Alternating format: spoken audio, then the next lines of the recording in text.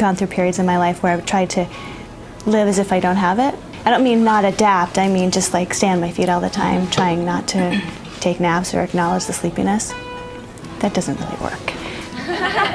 Socially, all of my friends know that I have it. Most of your friends, Most of them are, they all know. Well, because I sleep like very publicly. Like if I'm tired, I'm gonna go to sleep. I don't know, it's kind of funny. I try to like take it lightly because like if you like think about it too much, then it's just like it's kind of depressing.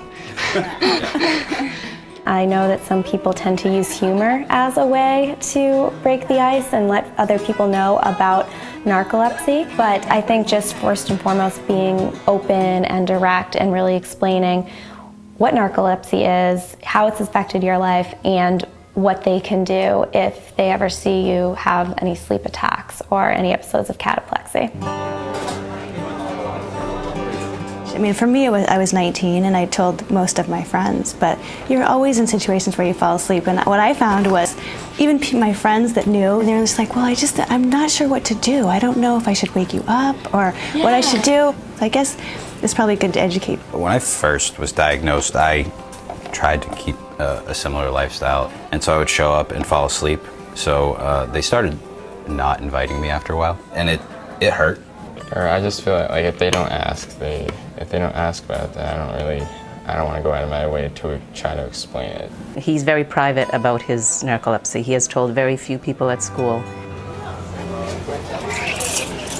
I tell them not to let their disease or narcolepsy take over who they are and define them to their friends. It may be freeing in a way to let other people know that, hey, this is a part of me and this is what it looks like. It's really difficult for people to understand it, especially employers, because sleep is something that's looked upon as you're slacking if you're sleeping.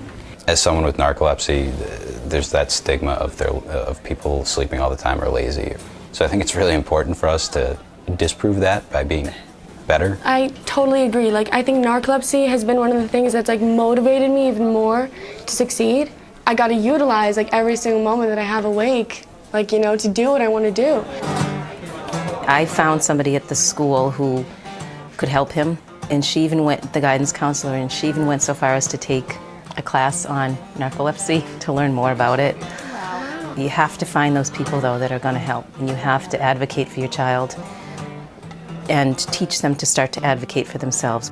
Narcolepsy is a rare disease and it's not very well known by the general public, so parents do need to take on that advocacy role and let people know that it is a disease and their child isn't lazy, as some educators can think, and what families and teachers can do to help make a child successful.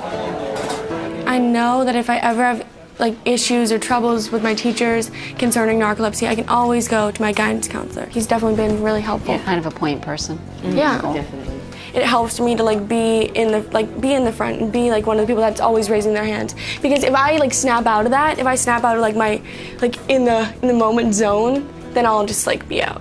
I take a nap at least once a day. It's a constant for me. It's usually right around 1 p.m. And then I will nap for about an hour. And then I'll get up, and then I have a nap around 5. When she starts napping, she'll nap for 6 hours or 4 hours, or. I'm with you.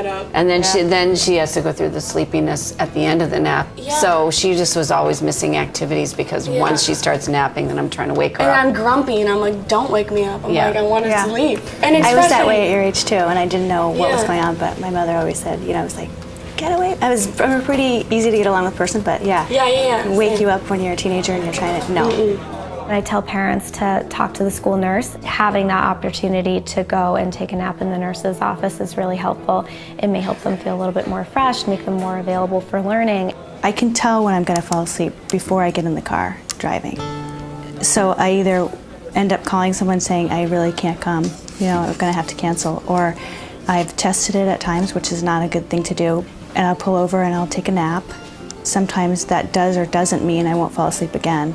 And I dial my lifeline. I just call someone. I do have friends that will be very supportive that way. I can drive pretty much an hour and a half, and then that's it, no matter what. I think having narcolepsy, the trials make you stronger and more independent.